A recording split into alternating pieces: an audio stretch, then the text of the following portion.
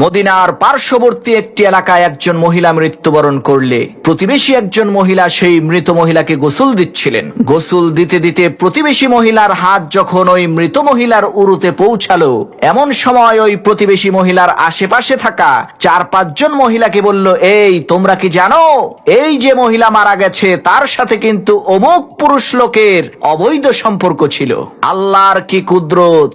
এই কথা বলার সাথে সাথে ওই প্রতিবেশী মহিলার হাত মৃত মহিলার উরুর সাথে অলৌকিকভাবে আটকে গেল। এদিকে জানাজার নির্ধারিত সময় চলে আসলো, অনেক লোকজন জড়ো হলো, কিন্তু কি আশ্চর্য বিষয়, ওই মৃত মহিলাকে গোসল দেওয়াই শেষ হচ্ছে না।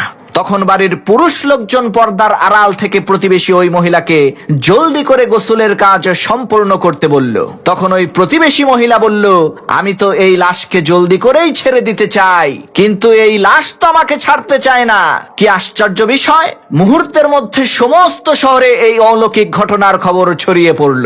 এদিকে দিন পেরিয়ে রাত হয়ে যাচ্ছে, রাত পেরিয়ে দিন হলো, কিন্তু এলাকার সমস্ত মহিলারা মিলে যৌথ অভিযান পরিচালনা করেও ওই মৃত মহিলার উরু থেকে প্রতিবেশী মহিলার হাতকে আলাদা করতে পারল না। তাই বাধ্য হয়ে ওলামা একরামের পরামর্শ চাওয়া হলো। তখন ওলামা একরাম বললেন, হয়তোবা এই প্রতিবেশী মহিলার হাত কেটে ফেলতে হবে, আর না হয় ওই মৃত মহিলার উরুর কিছু অংশ কেটে ফেলতে হবে, এছাড়া আর তো কোনো উপায় আমরা দেখতে পাচ্ছি না। তখন প্রতিবেশী মহিলার পরিবারের লোকজন বলল, আমরা আমাদের মহিলাকে ত্রুটিযুক্ত করতে চাই না।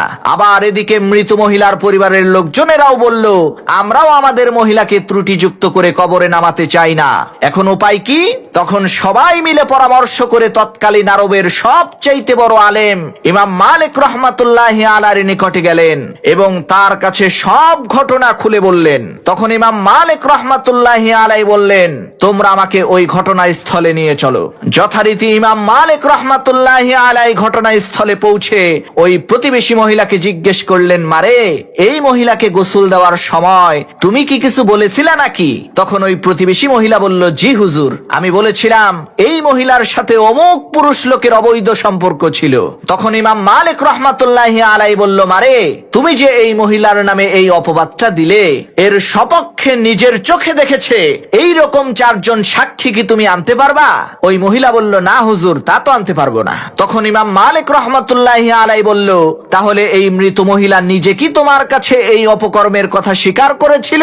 তখন ওই প্রতিবেশী মহিলা বলল, না হুজুর, তাও করেনি। তখন ইমাম মালিক রাহমাতুল্লাহি আলাইহি বললেন, তাহলে কিসের ভিত্তিতে তুমি এই মহিলাকে এত বড় অপবাদ দিলে?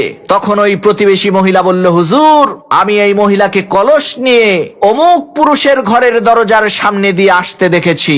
প্রতিবেশী মহিলার এই কথা শুনে ইমাম মালিক রাহমাতুল্লাহি আলাইহি পবিত্র কোরআনের এই আয়াতটিকে সামনে রেখে বিচার ফয়সালা করলেন, ওয়াল্লাযীনা ইয়ারমুনাল মুহসানাতি সুম্মা লাম ইয়াতু বিআরবাতি শুহাদা ফাজলিদুহুম 80 জালদাতান ওয়া লা তাকবালু লাহুম শাহাদাতান আবাদা ওয়া উলাইকা হুমুল ফাসিকুন।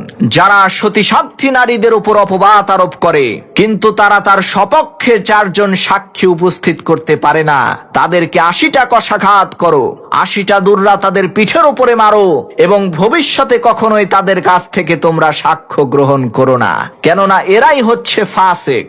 ইমাম মালিক রাহমাতুল্লাহি আলাইহি কুরআনের বিধান অনুযায়ী ওই প্রতিবেশী মহিলাকে 80টা বেত্রাঘাত করার হুকুম করলেন। যখন মহিলাকে 70টা বেত্রাঘাত করা হলো, তখনও তার হাত ওই মৃত মহিলার উরু থেকে আলাদা হলো না। যখন 79টি বেত্রাঘাত করা হলো, তখনও তার হাত মৃত মহিলার উরু থেকে আলাদা হলো না। কিন্তু যখনই 80টা বেত্রাঘাত করা হলো, আল্লাহর কি কুদরত, সাথে সাথে ওই প্রতিবেশী মহিলার হাত মৃত মহিলার উরু থেকে অলৌকিক ভাবে আলাদা হয়ে গেল।